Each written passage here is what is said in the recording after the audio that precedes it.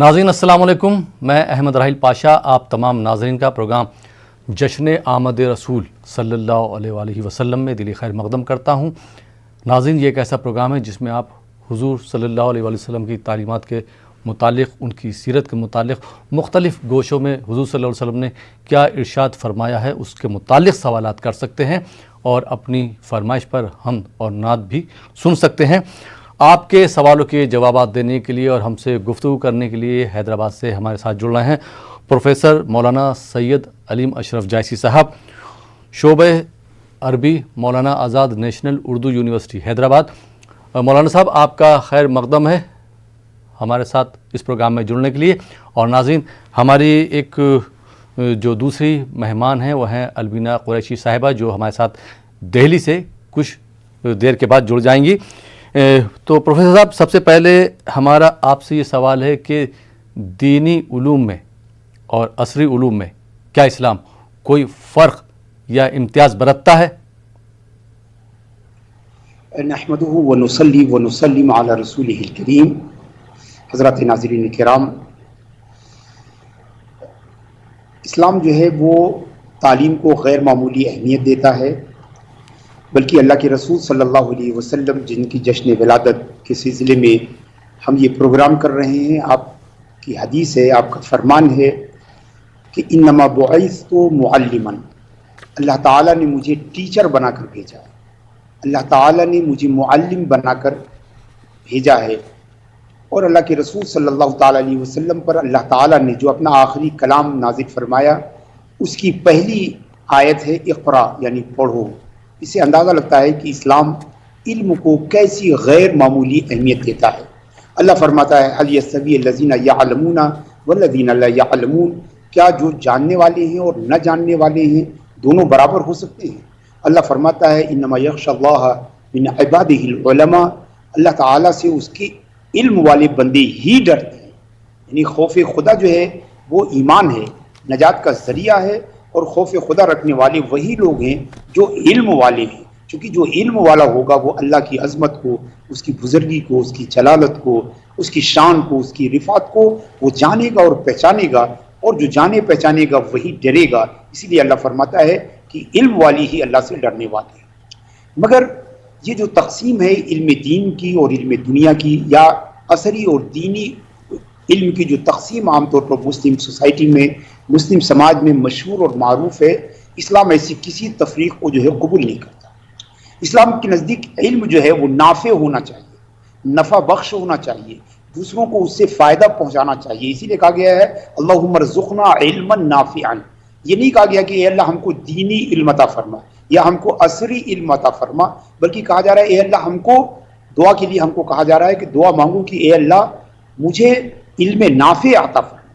تو علم نافع جو ہے وہ دین کے نام سے دیے جانے والی علم بھی علم نافع ہو سکتے ہیں اور غیر نافع ہو سکتے ہیں، اور عصری علوم کے نام سے دیے جانے والے علوم بھی نافع اور غیر نافع ہو سکتے ہیں۔ اسلام علوم کی تقسیم سبجیکٹ وائز نہیں کرتا، یعنی سبجیکٹ کی بنیاد پر۔ راحیل پاشا صاحب، یہ بے حد امپورٹنٹ بات ہے، میں چاہتا ہوں کہ اپنے ناظرین تک اس کو پہنچاؤں کہ اسلام میں علم کی تقسیم جو ہے وہ سبجیکٹ وائز نہیں ہے، وہ مضامین کے اعتبار سے نہیں ہے، وہ سبجیکٹ کی بنیاد پر نہیں ہے، بلکہ اسلام جو ہے مقاصد کے اعتبار سے جو ہے دین اور دنیا کے علم کی تقسیم کرتا ہے۔ جس علم کا مقصد جو ہے اللہ کی رضا ہو، جس علم کا مقصد آخرت کی سرخروئی ہو، جس علم کا مقصد اللہ کی رضا جوئی ہو، وہ علم جو ہے دین کا علم ہے۔ Physics, chemistry, biology, botany, zoology, ایسے علوم بھی اگر اللہ تعالیٰ کی رضا کے لیے حاصل کیے جائیں اور اللہ تعالیٰ کے بندوں کی خدمت کے لیے حاصل کیے جائیں، تو یہ سارے کے سارے علوم جو ہے اپنے مقصد کے اعتبار سے دینی علوم کہلائیں گے۔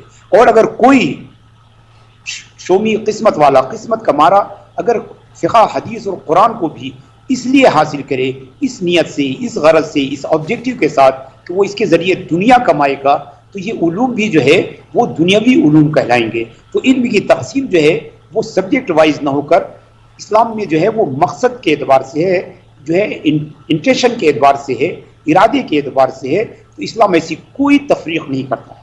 اسلام جو ہے علوم کو جو ہے فرائض میں شامل کرتا ہے، ایسے علوم جن کے بغیر ہمارا کام نہ چلے، وہ علم جو ہے مفروضہ ہیں، وہ علم جن کے بغیر کام چل سکتا ہے وہ علم کفائی ہیں، اس طرح کی تقسیم کرتا ہے. اور اسلام ایسے تمام علوم کو ریکگنائز کرتا ہے جس کے لیے ہم اپنی دین یا دنیا کو یا دوسروں کے دین اور اس کی دنیا کو ہم بہتر بنا سکیں. ایسے تمام علوم کی جو ہے اسلام جو ہے اس کی حوصلہ افزائی کرتا ہے اور اس علم کو حاصل کرنے کا اسلام حکم دیتا ہے اور اس پر اسلام نے اجر و ثواب متعین کر. جی پروفیسر صاحب بہت بہت شکریہ. علماء دین کے لیے انگریزی زبان سے واقف ہونا کتنا ضروری ہے دور حاضر کی اگر ہم بات کریں؟ دیکھیے کوئی انگریزی زبان کی کوئی خصوصیت نہیں ہے. علماء کی ذمہ داری یہ ہے کہ وہ اللہ کے پیغام کو اللہ کے بندوں تک پہنچائیں. تو ظاہر سی بات ہے کہ داعی اور مدعو، بلانے والے اور جس کو بلایا جا رہا ہے، تعلیم دینے والے اور جس کو تعلیم دی جا رہی ہے، ان کے درمیان میں ایک لنگوا فرینکا ہونی چاہیے، ان کے درمیان میں ایک مشترک زبان ہونی چاہیے. جس طرح ہم دعوت کے لیے جس طرح ہم قرآن، حدیث، تفسیر اور علوم اسلامی، عقائد، فقہ، تصوف وغیرہ کا علم حاصل کرتے ہیں، اسی طرح ضروری ہے کہ ہم زبانوں کا بھی علم حاصل کریں تاکہ ایک ہوتا ہے تفکیر یعنی تھنکنگ. تو تھنکنگ کو درست کرنے کے لیے، اپنی سوچ کو سالڈ بنانے کے لیے، مضبوط کرنے کے لیے ہم ان علوم کو پڑھتے ہیں. مگر اگر کوئی تفکیر ایسی ہو جس کو ایکسپریس نہ کیا جا سکے، جس کو تعبیر نہ کیا جا سکے، اس کا کوئی فائدہ نہیں ہے. وہ تھنکنگ یا وہ علم جو ہے وہ علم غیر نافع ہے. لہٰذا ہم کو جو ہم پڑھتے ہیں اس کو ادا کرنے کے لیے ہمیں قدرت ہونی چاہیے، دوسروں تک پہنچانے کے لیے، ترسیل کے لیے ہمارے پاس زبان ہونی چاہیے. لہٰذا جتنا تفکیر ضروری ہے اتنا ہی تعبیر اور ترسیل بھی ضروری ہے، اور اس کے لیے ہمیں مختلف زبانوں کا علم ہونا چاہیے. چونکہ انگریزی جو ہے پوری دنیا میں ایک لنگوا فرینکا یا مشترک زبان کے طور پر استعمال کی جاتی ہے. لہٰذا انگریزی ہے، فرانسیسی ہے، اسپینش ہے، چائنیز ہے، رشین ہے، عربک ہے. یہ وہ زبانیں ہیں جو دنیا میں بڑے پیمانے پر بولی جاتی ہیں. دعوت کا کام کرنے والوں کو ان تمام زبانوں کا حصول اکتساب کرنا جو ہے وہ ضروری ہے. خیال رہے کہ جب میں یہاں عالم کا لفظ استعمال کرتا ہوں تو اس سے مراد کوئی سرٹیفائڈ مولانا نہیں، بلکہ جو علم رکھتا ہے، جو دین کا علم رکھتا ہے اور دین کی دعوت کا کام کرتا ہے. ایسے ہر شخص کے لیے ضروری ہے کہ وہ متعدد زبانیں جانے. آپ سوچیں کہ ملک محمد جائسی رحمۃ اللہ علیہ فرماتے ہیں کہ اول کسے کی بزبان ہندوی تکلم میں فرمود او خواجہ بزرگ بود. ہندوستانی زبان میں سب سے پہلے جس شخص نے جو ہے گفتگو کی ہے وہ خواجہ معین الدین چشتی تھے. کیوں؟ چونکہ ان کو دعوت کا کام کرنا تھا. لہٰذا جن لوگوں میں دعوت کا کام کرنا تھا ان کی زبان کو آپ نے سیکھنے میں سبقت عطا فرمائی. اور آپ کی سوانح حیات میں کہا جاتا ہے کہ آپ لاہور سے نکل کر جب اجمیر کی طرف آ رہے تھے تو راستے میں کسی گاؤں میں 6 مہینے آپ نے قیام کیا اور وہاں پر جو ہے اس مقامی زبان کو سیکھنے کی کوشش کی. اور جن صوفیاء کرام کو یا اولیاء اللہ کو دعوت و تبلیغ کا بڑے پیمانے پر موقع ملے، آپ دیکھیں وہ سب مقامی زبانوں کو اچھی طرح سے جاننے والے تھے. جی بہت بہت شکریہ پروفیسر صاحب. اچھا پروفیسر صاحب ایک سوال اور پوچھنا چاہوں گا اس سلسلے میں کہ جو دینی اور اسلامی تعلیم حاصل کر رہے ہیں ان طلباء کو سائنس اور ٹیکنالوجی سے کس طرح سے باخبر کیا جا سکتا ہے؟ دیکھیے چیزیں کیا ہوتی ہیں آج کے زمانے میں، جس کو ہم کہتے ہیں کہ آج جس زمانے میں ہم جی رہے ہیں وہ ایکسپلوژن آف نالج کا زمانہ ہے.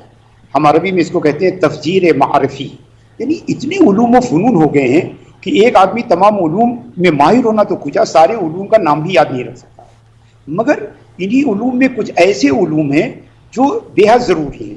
یعنی ایک عالم کے لیے ہی نہیں، ایک عام مسلمان کے لیے ان تمام چیزوں کا جاننا ضروری ہے جس کے ذریعے وہ اپنے فرائض کی ادائیگی کر سکے. یعنی اتنی فقہ جانی چاہیے، اس کو علم عقائد جاننا چاہیے، علم تزکیہ نفس جو ہے اس کو جاننا چاہیے، اور وہ جو معاملات کرتا ہے، جو ڈیلنگ کرتا ہے، اپنی ڈیلنگ کے مطابق اس کو تمام علوم چاہیے. اگر کوئی بزنس کر رہا ہے تو اس کو بزنس کے لین دین، خرید فروخت کے اصول اور قواعد اور فقہ اور اس کے قانون کو جاننا چاہیے. ایسے ہی کوئی اور کام کر رہا ہے تو جیسا سائنس اور ٹیکنالوجی کیا ہے، یہ وہ وسائل ہیں جن کے ذریعے ہم لوگوں کو راحت پہنچا سکتے ہیں، جن کے ذریعے ہم لوگوں کی خدمت کر سکتے ہیں. اور ہم سب جانتے ہیں کہ اسلام، اللہ تعالیٰ اپنے بندوں کی خدمت کو اپنی عبادت کا سب سے بڑا مظہر مانتا ہے. سب سے بڑا جو ہے اس کو مظہر مانتا ہے عبادت الہی کا، کہ ہم بندوں کی خدمت کر سکیں. آج جو تمام ٹیکنالوجی وغیرہ ہے اگر ہم اسے دیکھیں تو وہ کیا ہے، لوگوں کو راحت پہنچانے کا ہے. چاہے وہ میڈیکل سائنس سے اس کا تعلق ہو، یا اور دوسری سائنسز سے اس کا تعلق ہو، ایگریکلچر سے اس کا تعلق ہو، یا جو ہے سول انجینئرنگ سے اس کا تعلق ہو، یہ ساری چیزیں جو ہے خلق خدا کو آرام و راحت پہنچانے کا وسیلہ ہیں۔ تو جس طرح عقائد، علم کلام، علم عقیدہ، علم فقہ، علم تصوف یہ ہمیں آخرت میں کامیابی دلانے کے لیے ضروری ہے، ایسے ہی سائنس اور ٹیکنالوجی اور اس کے مختلف علوم و فنون جو ہے ہمیں دنیا میں آرام و راحت پہنچانے کے لیے اور دوسروں کو آرام و راحت عطا کرنے کے لیے ہمارے لیے ضروری ہے۔ لہٰذا ضروری ہے کہ ہمارے مدرسے کا، ہماری تعلیم کا ہمارے پاس ایسا نظام ہو جو ہماری دینی اور دنیاوی دونوں ضرورتوں کی تکمیل کر سکے۔ جی بہت اچھی بات بتائی جی پروفیسر صاحب، آپ نے بہت بہت شکریہ پروفیسر علیم اشرف جائسی صاحب۔ اور ناظرین، ہمارے ساتھ الوینہ قریشی صاحبہ بھی دہلی سے جڑ گئی ہیں۔ الوینہ صاحبہ، آپ کا خیر مقدم ہے، بہت بہت استقبال ہے ہمارے ساتھ جڑنے کے لیے، اور میں اپنے ناظرین کی طرف سے درخواست کرنا چاہوں گا کہ ہمارے ناظرین کے لیے ایک کلام پیش کریں آپ۔ جی الوینہ صاحبہ۔ جی ایک حمد ثنا پیش کرتی ہوں۔ جی بسم اللہ الرحمن الرحیم۔ میرے مولا کرم ہو کرم، میرے مولا کرم ہو کرم، میرے مولا کرم ہو کرم، میرے مولا کرم ہو کرم، تجھ سے فریاد کرتے ہیں ہم، تجھ سے فریاد کرتے ہیں ہم، میرے مولا کرم ہو کرم، میرے مولا کرم ہو کرم، میرے مولا کرم ہو کرم، یہ زمین اور یہ آسمان تیرے قبضے میں ہے دو جہاں، سب پہ تو ہی تو ہے مہربان، ہم تیرے در سے جائیں کہاں، تو ہی سنتا ہے سب کی صدا، تو ہی رکھتا ہے سب کا بھرم، کیا بات، میرے مولا کرم ہو کرم، میرے مولا کرم ہو کرم، بے قصوں کو سہارا ملے، ڈوبتوں کو کنارا ملے، سر سے طوفان پل میٹ دے، جو تیرا ایک اشارہ ملے، تو کرے جو مہربانیاں، دور ہو جائے ہر ایک غم، میرے مولا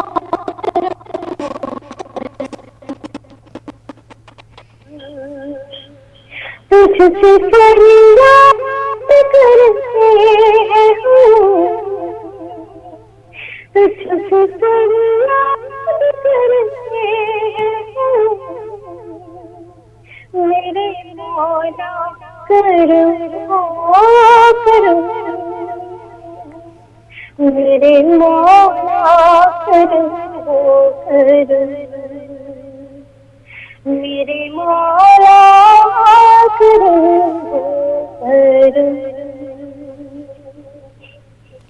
بہت بہت شکریہ الوینہ قریشی صاحبہ اس خوبصورت اور پیارے کلام کے لیے۔ ناظرین، آپ دیکھ رہے ہیں پروگرام جشن آمد رسول صلی اللہ علیہ وسلم۔ فی الحال اس وقت ایک بریک کا وقت ہو چکا ہے اس پروگرام میں. بریک کے بعد آپ کی خدمت میں پھر حاضر ہوں گے. آپ دیکھتے رہیے ہمارا یہ لائیو فون ان پروگرام جشن آمد رسول صلی اللہ علیہ وسلم. فلک کے نظاروں زمین کی بہاروں حضور آ گئے ہیں. ناظرین بریک کے بعد ایک بار پھر آپ کا خیر مقدم ہے. آپ دیکھ رہے ہیں ہمارا یہ لائیو فون ان پروگرام جشن آمد رسول صلی اللہ علیہ وسلم اور آپ کے سوالوں کے جوابات دے رہے ہیں پروفیسر مولانا سید علیم اشرف جائسی صاحب، صدر شعبہ عربی مولانا آزاد نیشنل اردو یونیورسٹی حیدرآباد. اور ہمارے ساتھ ہماری جو دوسری مہمان ہیں وہ ہیں الوینہ قریشی صاحبہ جو دہلی سے جڑی ہیں. آپ دونوں حضرات کا، آپ دونوں مہمانان کا ایک بار پھر خیر مقدم ہے بریک کے بعد. اور بریک کے بعد ایک کالر کو اس پروگرام میں جوڑتے ہیں. دیکھتے ہیں یہ کالر کہاں سے، ان کا کیا سوال ہے. جی السلام علیکم. السلام علیکم. جی سوال کیجئے، سوال کیجئے.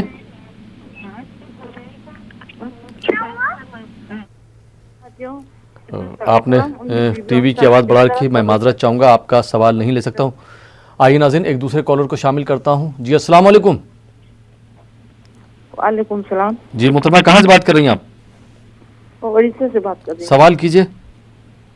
حضور صلی اللہ علیہ وسلم ان کی بیویوں کے ساتھ کس طرح محبت سے بات سلوک کرتے تھے جی یا دانت سے رکھتے تھے؟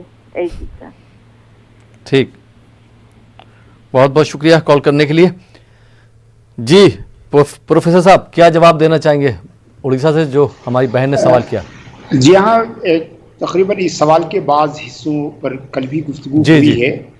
اللہ کے رسول صلی اللہ تعالیٰ علیہ وسلم کا خود ارشاد ہے خیرکم مع اہلہ، تم میں سب سے بہتر وہ ہے جو اپنی بیوی اور اپنے اہل و عیال کے ساتھ بہتر ہے. تو نبی اکرم صلی اللہ تعالیٰ علیہ وسلم نے ہمیں صرف یہ زبانی تعلیم نہیں دی بلکہ آپ نے جو تعلیم ہمیں دی ہے خود اس کا عملی مظاہرہ فرمایا ہے. چنانچہ آپ خود فرماتے ہیں انا خیرکم مع اہلی، میں تم سب میں اپنے اہل و عیال کے ساتھ بہتر ہوں. یعنی جتنا بہتر سلوک میں کرتا ہوں ایسا بہتر سلوک تم میں سے کوئی نہیں کرتا. گویا اللہ کے رسول صلی اللہ علیہ وسلم گھر والوں کے ساتھ بالخصوص بیوی بچوں کے ساتھ اچھے سلوک کا آپ نے حکم دیا اور خود آپ نے اپنی سیرت طیبہ کے ذریعے اس سلوک کا جو ہے وہ مظاہرہ کیا. حضرت سیدہ عائشہ صدیقہ رضی اللہ تعالیٰ عنہ کا یہ فرمان کہ کانا خلقہ القرآن، آپ صلی اللہ تعالیٰ علیہ وسلم کا اخلاق جو ہے وہ قرآن تھا. سیدہ عائشہ فرماتی ہیں کہ آپ صلی اللہ علیہ وسلم گھر میں آتے تھے تو گھر میں ازواج مطہرات کے ساتھ ان کے کاموں میں ہاتھ بٹاتے تھے. اپنا ذاتی کام آپ صلی اللہ علیہ وسلم خود کرتے تھے اور دوسروں کے کام میں جو ہے اس کی مدد کرتے تھے، دوسروں کے کام میں اس کا ساتھ دیتے تھے. میں نے کل آپ کو سنایا تھا کہ سیدہ عائشہ صدیقہ رضی اللہ تعالیٰ عنہ کے ساتھ اللہ کے رسول صلی اللہ علیہ وسلم مسابقت کرتے تھے، دوڑ کا مقابلہ کرتے تھے. خود حضرت عائشہ فرماتی ہیں کہ جب میں دبلی پتلی تھی تو اس مقابلے میں جیت جاتی تھی، لیکن جب میں تھوڑا جو ہے فربا ہو گئی، موٹی ہو گئی تو اللہ کے رسول صلی اللہ علیہ وسلم مجھے ہرا دیا کرتے تھے. وہ فرماتے تھے عائشہ یہ پچھلے مقابلے کا بدلہ ہے جس میں تم جیت گئی تھی. تو اللہ کے رسول صلی اللہ علیہ وسلم ہمیشہ خوش دلی کے ساتھ ملتے تھے، ان کے کاموں میں ان کا ہاتھ بٹاتے تھے، ان کے رنج و علم میں جو ہے وہ شریک ہوتے تھے. اگر ازواج مطہرات کے پاس کچھ پیش کرنے کے لیے نہیں ہوتا تھا تو وہ جو بھی پیش کرتی تھیں اس کو خوشی اور رغبت کے ساتھ آپ تناول فرماتے تھے اور ان کی حوصلہ افزائی کرتے تھے اور ان کے پیش کیے گئے کھانوں کی تعریف آپ فرماتے تھے. اس طرح کے بے شمار واقعات سیرت کی کتابوں میں موجود ہیں کہ اللہ کے رسول صلی اللہ تعالیٰ علیہ وسلم کیسے اچھا سلوک کیا کرتے تھے. اور یہ ایک ایسا انقلابی قدم تھا حضرات ناظرین کرام کہ اس سے پہلے دنیا نے کبھی دیکھا ہی نہیں تھا. اور بالخصوص عرب میں جہاں پر عورتوں کی جو ہے کوئی عزت نہیں ہوتی تھی، بچیوں کو زندہ درگور کر دیا جاتا تھا، اللہ کے رسول صلی اللہ علیہ وسلم نے ایسے میں خواتین بالخصوص بیوی بچے بچیوں کی جو عزت افزائی فرمائی جو ہے وہ ساری دنیا کے لیے جو ہے ایک بہترین نمونہ عمل ہے. جی بہت بہت شکریہ پروفیسر صاحب. آئیے ناظرین ایک اور کالر کو شامل کرتے ہیں. جی السلام علیکم. وعلیکم السلام. جی محترمہ کہاں سے بات کر رہی ہیں آپ؟ میں دہلی سے بول رہی ہوں، فرزانہ بول رہی ہوں. اور میں ایک نعت کی بھی فرمائش کروں گا. بہت بہت شکریہ، آپ نے اتنا اچھا پروگرام کہ میں درود شریف پڑھ رہی، بہت دیر سے بیٹھی ہوئی اور امید میں تھی لاک ڈاؤن وغیرہ کی کہ یہ اس کی وجہ سے ہم کچھ بھی نہیں کر پائیں گے. تو میں یہ چاہ رہی تھی کہ ایک تو رسول اللہ صلی اللہ علیہ وسلم کی شان میں بہت اچھی نعت سنوا دیجیے مجھے، مطلب ان کی آمد رسول. جی. آمد رسول. اور کوئی آپ کا سوال بھی ہے؟ سوال تو یہ اتنا اچھا، میں درود شریف پڑھ رہی ہوں ابھی میں نہیں بول سکتی، بعد میں آپ کو بتاؤں گی. ٹھیک ہے، درود شریف مجھے پڑھنا. ٹھیک ہے. بہت بہت شکریہ کال کرنے کے لیے دہلی سے. جی پروفیسر صاحب، آپ جو ہے تعلیم کے مختلف گوشوں پر روشنی ڈال رہے ہیں، تو اسی سے متعلق ایک سوال اور بھی ہے ہمارا کہ عصری تعلیم جو حاصل کر رہے ہیں، جو دنیاوی تعلیم حاصل کر رہے ہیں، وہ دینی تعلیم سے جو ہے تھوڑا سا دور چلے جاتے ہیں، ان کو آپ کیا مشورہ دینا چاہیں گے؟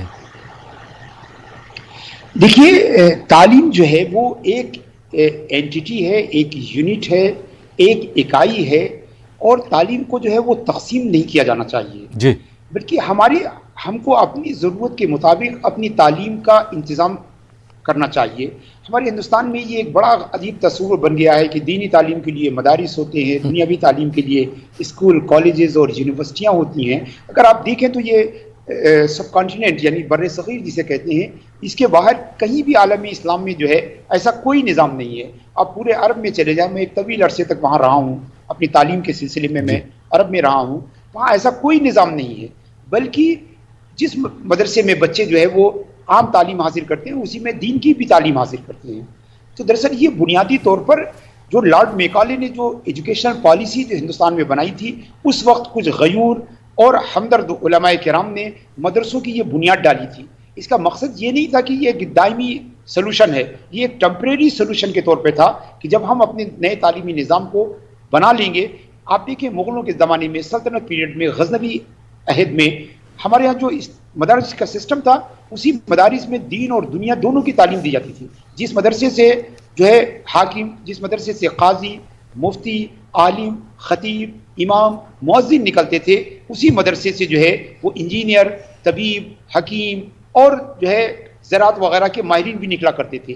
یہ صرف جب لارڈ میکالے نے جو ہے تعلیمی نظام کو دینی تعلیم سے الگ کیا، تو ہمارے علماء کرام نے، ہمارے جو ہے وہ غیور مسلمانوں نے جو ہے مدرسے کا نظام قائم کیا.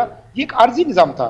ہمیں چاہیے کہ ہم اپنی عصری تعلیم اور دینی تعلیم کے لیے ایک ادارہ بنائیں جس میں دونوں تعلیم کو ہم لازمی طور پر ساتھ ساتھ دیں، تاکہ ایسا نہ ہو جو ہمارے یہاں ہو گیا ہے کہ جو دین کی تعلیم حاصل کرنے والا کہلاتا ہے، اس کے ساتھ پرابلم یہ ہے کہ وہ ریلوے کا کوئی فارم بھی جو ہے فل اپ نہیں کر پاتا ہے، اور جو دنیا کی تعلیم والے کہلاتے ہیں وہ اپنے والد کی نماز جنازہ بھی نہیں پڑھا سکتے ہیں. یہ صورتحال جو ہے وہ بہت اچھی صورتحال یا اطمینان بخش صورتحال نہیں ہے. ہمارے پاس ایک ایسا تعلیمی نظام ہونا چاہیے کہ جو دینی ذمہ داریاں ادا کر رہا ہے وہ بھی دنیاوی معاملات میں دوسروں کی مدد کرے، اور جو عصری تعلیم حاصل کیا ہے وہ بھی دینی مسائل اور دینی اعمال کو جو ہے از خود کر سکے. اور اس میں تمام جو ہے اہل علم کو اور ملت کے تمام افراد کو اس بات پہ غور کرنا چاہیے، اور ایسا نظام بننا چاہیے. جس طرح ہم نے دنیا اور آخرت کو بانٹ دیا ہے، اس طرح دنیاوی اور اخروی علوم کو بھی ہم نے تقسیم کر دیا ہے، ان سوسائٹیز کو بھی بانٹ دیا ہے. وہ سوسائٹیاں بھی آپس میں ایک دوسرے سے مرج نہیں ہوتی ہیں، ایک دوسرے سے انٹریکٹ نہیں ہوتی ہیں. یہ صورتحال بالکل ٹھیک نہیں ہے، اور اس پر بہت کچھ بات کی جا چکی ہے اور بہت کچھ بات کی جا سکتی ہے. مگر ہمارے پاس ایک موحد یونیفائڈ جو ہے ایجوکیشنل سسٹم ہونا چاہیے جو ہماری دین اور دنیا دونوں کی ضرورتوں کی تکمیل کرے. اور یہ تعلیم، یہ انٹرمیڈیٹ لیول تک، سیکنڈری لیول تک ہم ایسا کر سکتے ہیں، اور بعد میں یونیورسٹی میں اسپیشلائزیشن کے لیے جائیں، اور اسی طرح دینی اسپیشلائزیشن کے لیے بھی ہم اپنے ادارے قائم کریں. اور جیسے دنیا میں ہو رہا ہے، عرب میں سارے لوگ ایک ہی نظام تعلیم سے جو ہے ثانویہ تک یعنی سیکنڈری تک پڑھتے ہیں، اور اس کے بعد پھر انہی لوگوں میں سے کچھ جو ہے وہ اسلامیات میں اسپیشلائزیشن کرتے ہیں، اس میں ماسٹر اور پی ایچ ڈی کرتے ہیں. کچھ لوگ جو ہے میڈیسن میں اور انجینئرنگ میں، میتھمیٹک میں اور دوسرے سبجیکٹ میں جو ہے اسپیشلائزیشن کرتے ہیں. اس ٹائپ کا نظام ہونا چاہیے. جی بہت بہت شکریہ پروفیسر علیم اشرف جائسی صاحب. آئیے ناظرین ایک اور کالر کو اس پروگرام سے جوڑتے ہیں، دیکھتے ہیں یہ کالر کہاں سے، ان کا کیا سوال ہے. جی السلام علیکم. جی کیا سوال ہے آپ کا؟ جی مہاراشٹر سے بول رہا ہوں. جی جی سوال کیجئے بھائی، سوال کیجئے اپنا. ہیلو. میں بیمار رہتی ہوں ہمیشہ، حضور صلی اللہ علیہ وسلم کے चांद में मैं नियत करी हूँ अच्छी हो जाऊंगी तो अगरबत्ती जलाऊंगी, ये सही है या दुरुस्त है या गलत है? ठीक, बहुत बहुत शुक्रिया कॉल करने के लिए। और अलवीना साहिबा, नात की भी फरमाइश आई है तो मैं आपसे दरख्वास्त करूंगा कि आप हमारे नाज़रीन के लिए एक नात पेश करें। जी अलवीना साहिबा।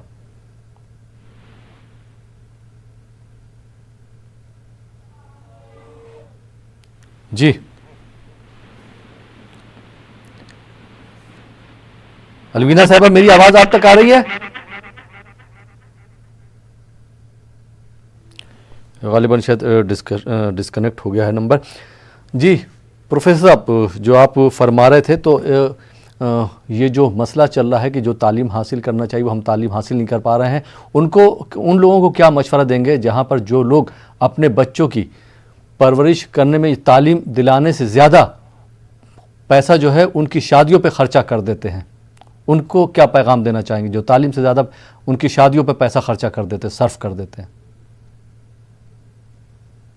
ये एक बेहद जो है पुरखतर चीज़ है। दरअसल बुनियादी तौर पर इंसान जो है वो अपनी ज़ात के मुजाहरे के लिए तरह तरह के हथकंडे अपनाता है, अपनी ज़ात के मुजाहरे के लिए तरह तरह के वसीले जो है वो अपनाता है। ऐसे लोग दीन के नाम पे भी करते हैं, ऐसे दीन के नाम पे भी करते हैं। दीन के नाम पे बहुत बड़े बड़े पैसे हम वहाँ खर्च करते हैं जहाँ पर हमारी शख्सियत उजागर होती है, जहाँ पर लोग हमारी तारीफ़ और सना करते हैं, मगर हमारे पड़ोस में रहने वाला जो है एक गरीब इंसान जो है हम उसकी मदद करने के लिए तैयार नहीं होते हैं।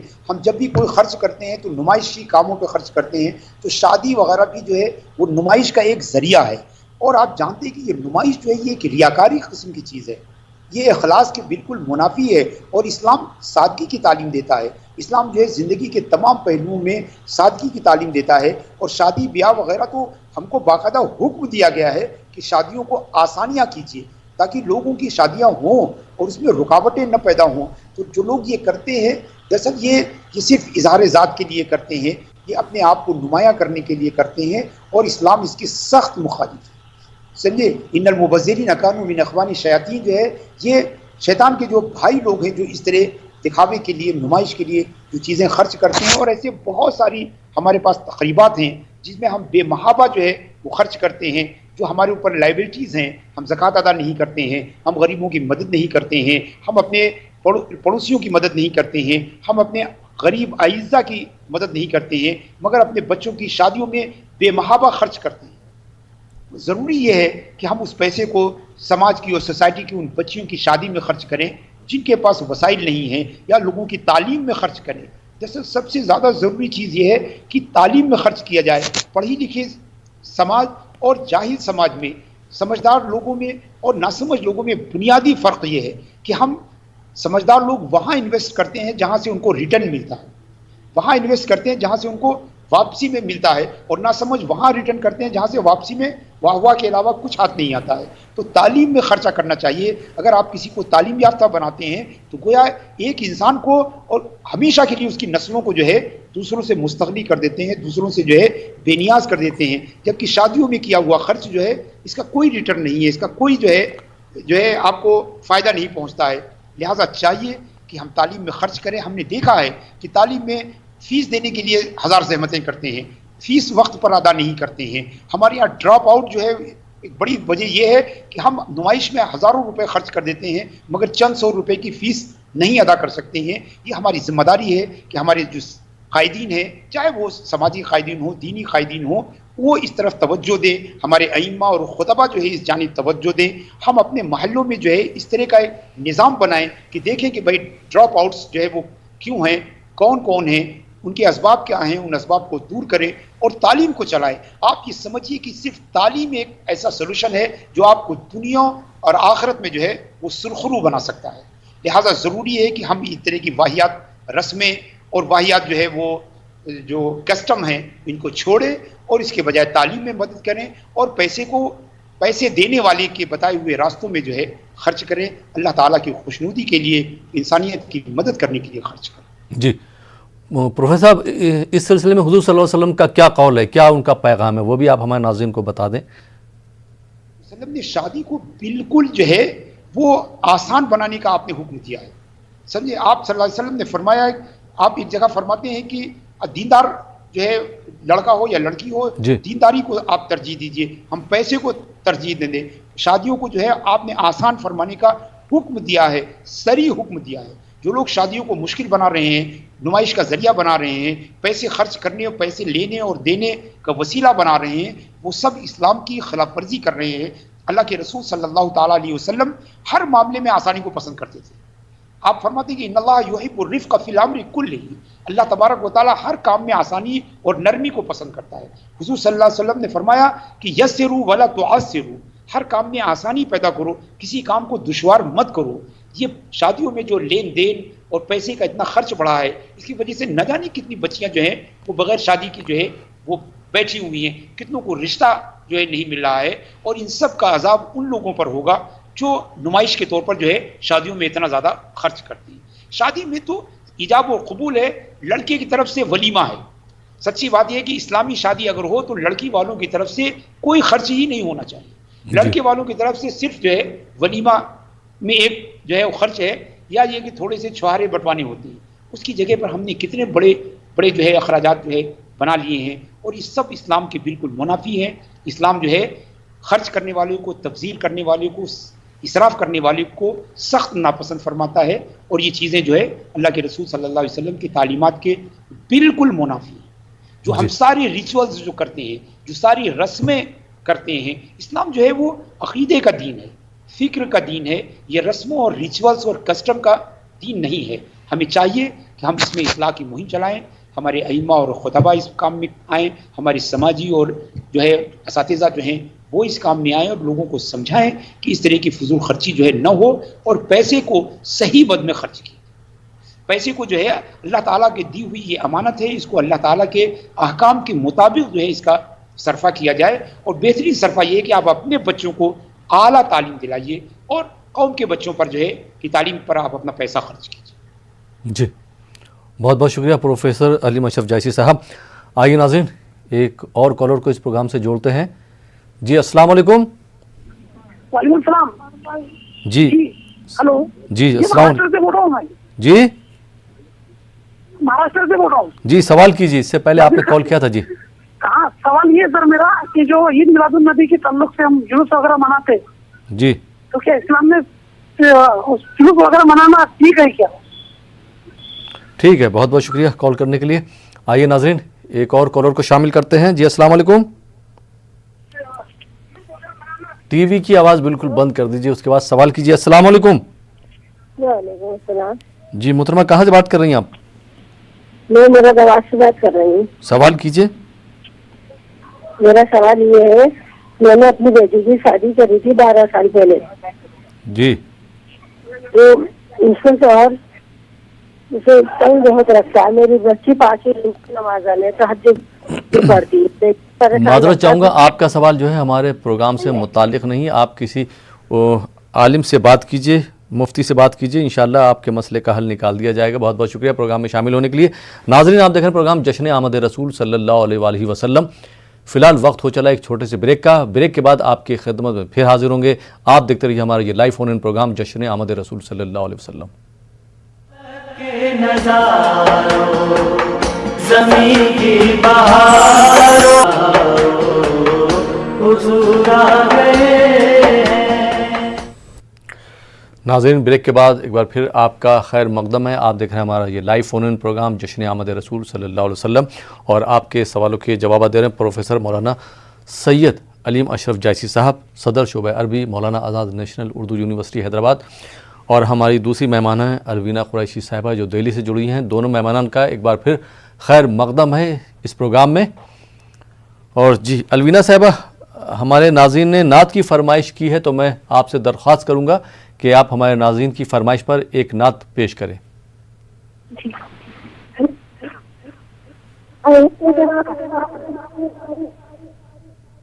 جی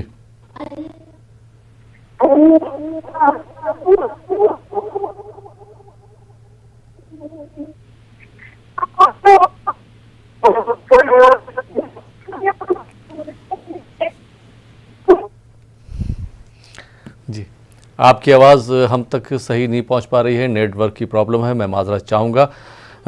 پھر کوشش کرتا ہوں کہ آپ کو پھر سے جوڑا جائے. بہت بہت شکریہ الوینا صاحبہ.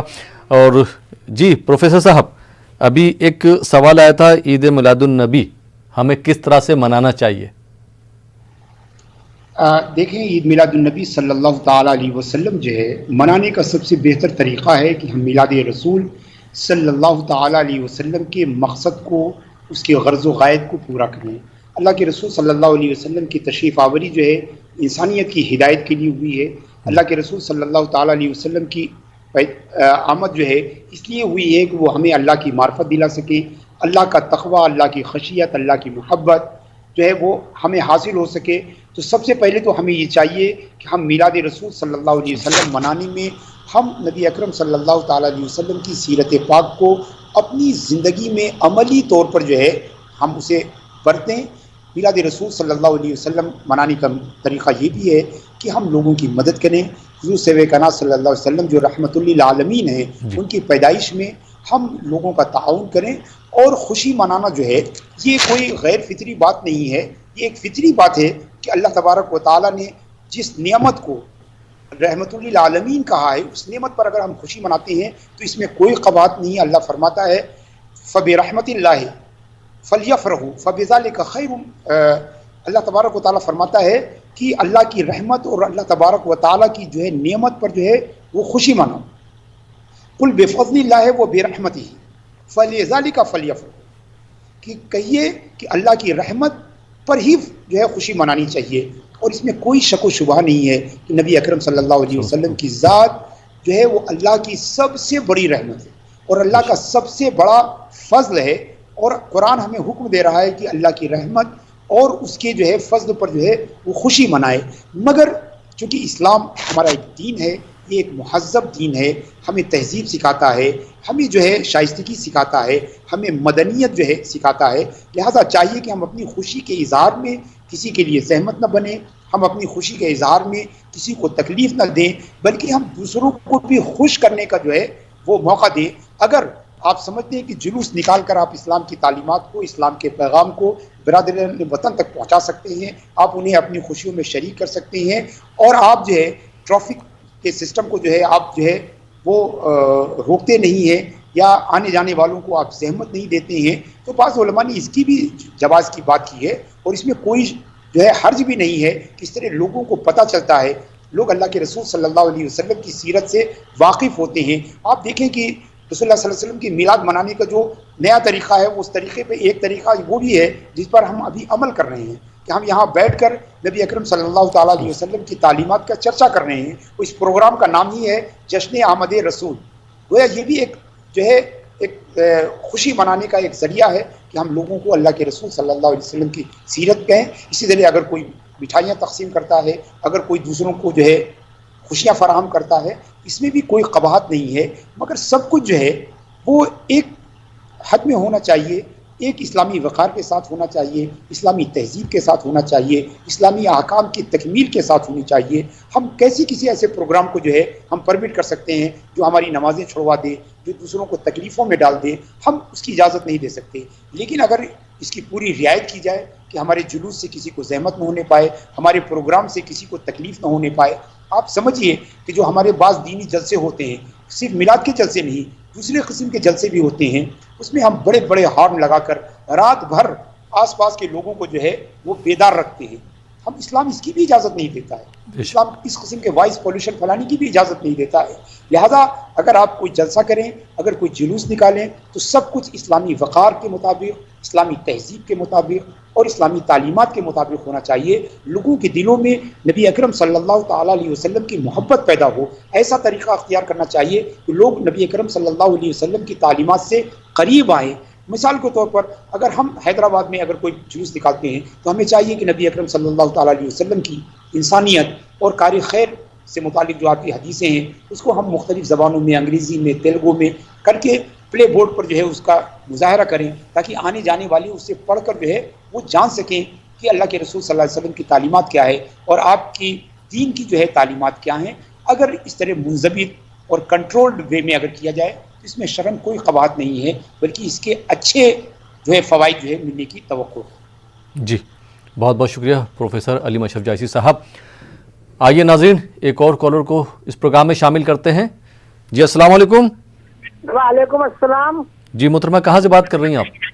दिल्ली से سوال کیجئے. ओखला. جی दिल्ली से ओखला. جی سوال کیجئے اپنا.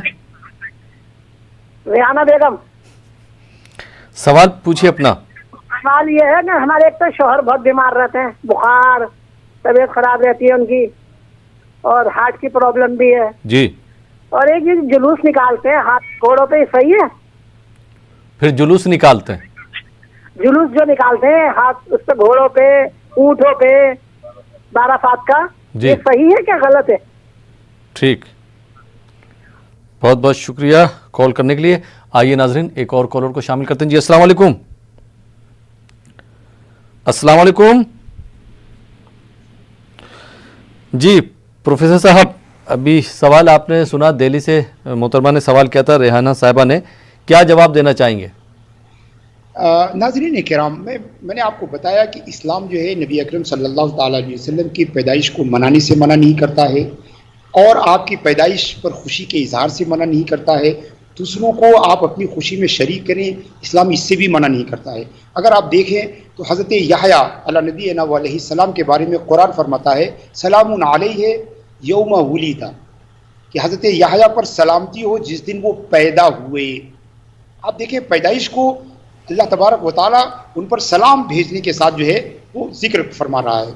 खुद हज़रत ईसा अलैहिस्सलाम की ज़बानी कुरान में है वसलामु अलैया यौम वुलिदतु, और सलामती हो मुझ पर जिस दिन मैं पैदा हुआ. तो देखिए कुरान में पैदाइश को सलामती के साथ जिक्र किया गया. इसका पता चला कि किसी नबी की पैदाइश का जिक्र जो है वो किया जा सकता है. यही इसी में जो है सेलिब्रेशन का एक माना जो है छुपा हुआ है. मुस्लिम शरीफ की हदीस है कि किसी सहाबी ने अल्लाह के रसूल सल्लल्लाहु अलैहि वसल्लम से दुशंबे के दिन रोज़ा रखने के बारे में पूछा. सुएला रसूलुल्लाह सल्लल्लाहु अलैहि वसल्लम अन सौमे यौमिल इत्नैन, अल्लाह के रसूल से दुशंबे के दिन रोज़ा रखने को कहा गया, तो आप सल्लल्लाहु अलैहि वसल्लम ने फरमाया ज़ालिका यौमुन वुलिदतु फीह, दुशंबे के दिन रोज़ा रखो, ये वो दिन है जिस दिन मैं पैदा हुआ. तो देखें अल्लाह के रसूल सल्लल्लाहु ताला अलैहि वसल्लम ने रोज़े को अपनी पैदाइश के साथ आपने जोड़ा, और अपने पैदाइश के दिन रोज़ा रखने का जो है आपने जो है की इजाज़त दी, रोज़ा रखने का आपने हुक्म दिया. तो देखें कुरान में सलाम के ज़रिए विलादत का जिक्र किया जा रहा है, हदीस शरीफ में सियाम यानी रोज़े के ज़रिए विलादत का जिक्र किया जा रहा है.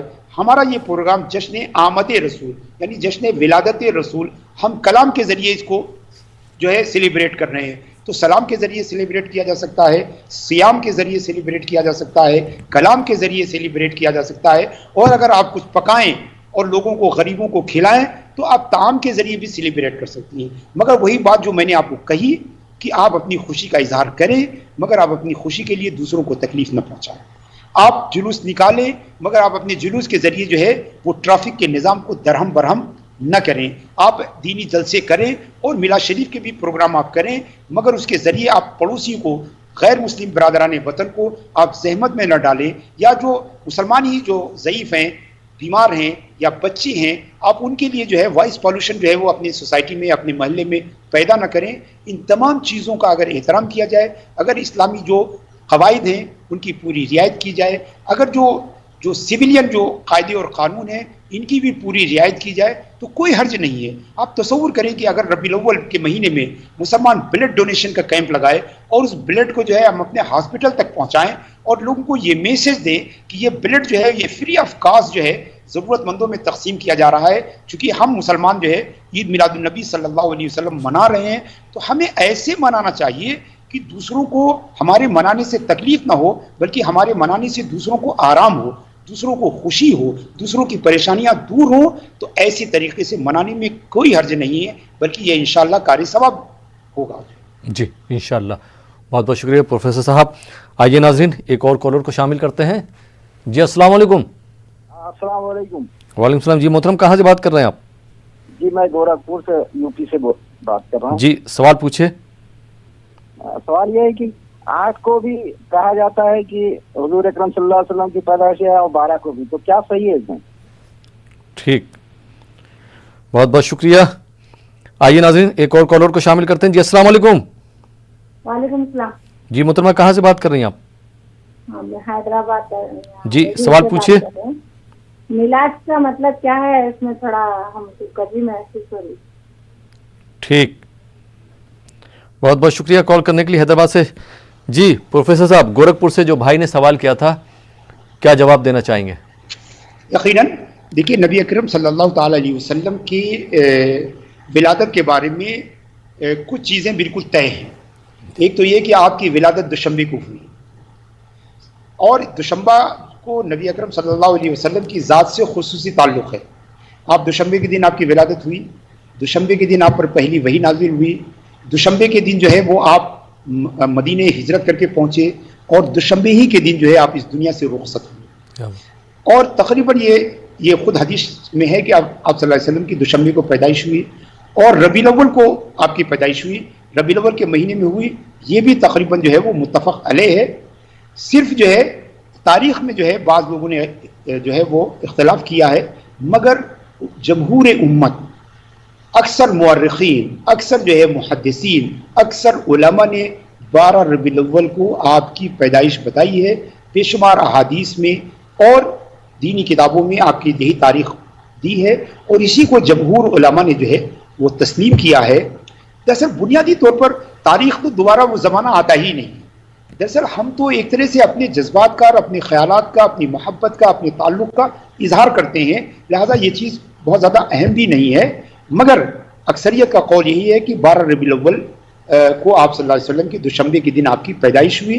اور لفظ میلاد جو ہے یہ عربی میں جو ہے ظرف کے لیے استعمال ہوتا ہے. عربی میں اس کے لیے مولد یا مولد کا بھی لفظ استعمال کرتے ہیں، یعنی تاریخ پیدائش یا مکان پیدائش دونوں کے لیے استعمال کیا جاتا ہے. تو میلاد الرسول صلی اللہ علیہ وسلم سے مراد یہ ہے کہ نبی اکرم صلی اللہ تعالی علیہ وسلم کی جو ہے وقت پیدائش، آپ صلی اللہ علیہ وسلم کی جو ہے وہ آمد اس دنیا میں، اس خاکدانی گیتی میں جو ہے آپ کی جو ہے تشریف آوری جو ہے، ہم اسی کو میلاد کہتے ہیں. عربی زبان میں میلاد کا مطلب جو ہے وہ برتھ ڈے سے لیا جاتا ہے، مگر اردو میں یہ لفظ جب آیا تو یہ صرف رسول اللہ صلی اللہ علیہ وسلم کی پیدائش کے ساتھ خاص ہوگی. جی بہت بہت شکریہ. حیدرآباد سے محترمہ نے سوال کیا تھا میلاد کا مطلب کیا ہوتا ہے، تو وہ بھی یہی مطلب ہے کہ میلاد جو ہے اس کو ہم انگریزی میں برتھ ڈے کہتے ہیں. جی پیدائش کی تاریخ، یہ پیدائش کی جگہ کو بھی عربی میں میلاد کہتے ہیں، مگر اردو زبان میں یہ میلاد جو ہے، جبکہ عربی میں نے کہا کہ عربی میں میلاد کا مطلب کسی کی بھی پیدائش، جی ولادت کی تاریخ یا ولادت کی جگہ، مگر اردو زبان میں عربی کا یہ لفظ جو ہے صرف نبی اکرم صلی اللہ تعالی علیہ وسلم کی میلاد کے لیے ہوتا ہے. آپ دیکھیں ابن کثیر بہت بڑے مفسر تھے جن کی تفسیر قرآن ہم پڑھتے ہیں، ان کی ایک کتاب بھی ہے مولد رسول اللہ صلی اللہ علیہ وسلم. چھوٹا سا پرچہ ہے یہ جس کا نام ہے کہ مولد رسول اللہ صلی اللہ علیہ وسلم، یعنی رسول اللہ صلی اللہ علیہ وسلم کی میلاد. ابن کثیر نے اس میں آپ کی ولادت سے پہلے اور ولادت کے بعد کے تمام واقعات کو جو ہے اس میں جمع کیا ہے اور اس کا نام رکھا ہے. اور ایسے بہت سارے علماء نے میلاد پر کتابیں لکھی ہیں. تو تقریباً پچھلے 800 سال سے میلاد کے موضوع پر بہت سارے علماء نے کتابیں لکھی ہیں، اور پورے عالم عرب اور پورے عالم اسلام میں جو ہے میلاد شریف کی یہ محفلیں منائی جاتی ہیں. ہم ایسی تمام محفلوں کا استقبال کرتے ہیں، خیر مقدم کرتے ہیں، جس میں شریعت کے تقاضوں کی رعایت کی جاتی ہے، جس میں کوئی خرافات نہ ہو، جس میں کوئی تماشا نہ ہو، جس میں کسی کو زحمت نہ ہو، جس میں کسی کو تکلیف نہ ہو، اور جس کے ذریعے ہم اسلام کے پیغام کو دوسروں تک پہنچا سکیں. ایسے پروگرام بالکل جائز ہونے چاہیے، اور پورے عالم اسلام میں ہوتا ہے. عرب کے کئی ملکوں میں جو ہے آفیشلی جو ہے میلاد کی محفل، میلاد کے جلوس، میلاد کے پروگرام کو آفیشلی جو ہے وہ منایا جاتا ہے، جس میں مراکش، الجیریا، تونس، لیبیا، مغرب عربی، سوڈان، شام، ان تمام ملکوں میں منایا جاتا ہے. جی بہت بہت شکریہ پروفیسر سید علیم اشرف جائسی صاحب. آپ نے حضور صلی اللہ علیہ وسلم کے مختلف گوشوں پہ جو ہے روشنی ڈالی، اور آپ نے ہمارے ناظرین کے سوالوں کے جوابات دیے. بہت بہت شکریہ ہمارے ساتھ اس پروگرام میں شرکت کرنے کے لیے. تو ناظرین، یہ تھا ہمارا پروگرام جشن آمد رسول صلی اللہ علیہ وسلم. فی الحال یہ پروگرام اب یہیں پہ ختم ہوتا ہے. اسی کے ساتھ اپنے میزبان احمد راحیل پاشا کو اجازت دیجیے، اور آپ دیکھتے رہیے نیوز 18 اردو. پلک کے نظاروں